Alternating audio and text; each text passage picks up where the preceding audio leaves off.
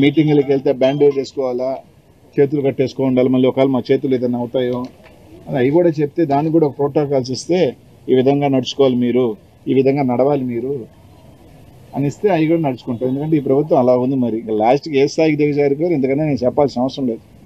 మళ్ళీ చెప్తున్నాను కదా, పాపం సునకానందం పొందుతున్నారు. ఒక కేసు పెట్టో ఏదో మమ్మల్ని ఒక 5-6 గంటలు ఇన్వెస్టిగేషన్ అని చెప్పి లోపల కూర్చోబెడితే వాళ్ళు ఆనందం పొందితే మనం పొందలేమని. ఒక సునకానందం పొందండి, పర్వాలేదు. ఈరోజు మేము నవ్వితే పెట్టారు, రేపు ఇంకో రోజు ఇంకో ప్రభుత్వం వస్తుంది, నవ్వాల్సిన అవసరం లేదు. కూర్చున్నా కేసు పెడతారు, నువ్వు కూర్చున్నావు కాబట్టి కేసు పెట్టానని, లేదు నిల్చున్నావు కాబట్టి కేసు పెట్టానని కూడా వస్తాయి ఇంక రోజులు. ఆ పరిస్థితులకు ఉన్నాయి కాబట్టి వాళ్ళు అడగాల్సినవి అడిగారు, నేను చెప్పాల్సింది చెప్పాను.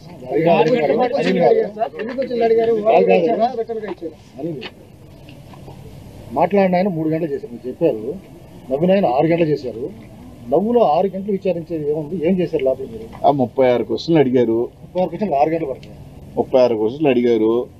దానికి ఒక ఇచ్చారు, రాసిమని చెప్పారు, రాయమని చెప్పి 10 నిమిషాల్లో రాసేసా. ఎందుకంటే దాంట్లో పెద్ద క్వశ్చన్ అదేం లేదు. మీకు తెలిసి జరిగిందే, తెలియక జరిగిందే, పిహెచ్డి అంటే ఏంది,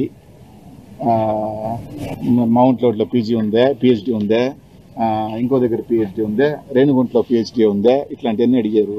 నాకు తెలిసినవి తెలుసు అని చెప్పాను, తెలియని అని చెప్పాను.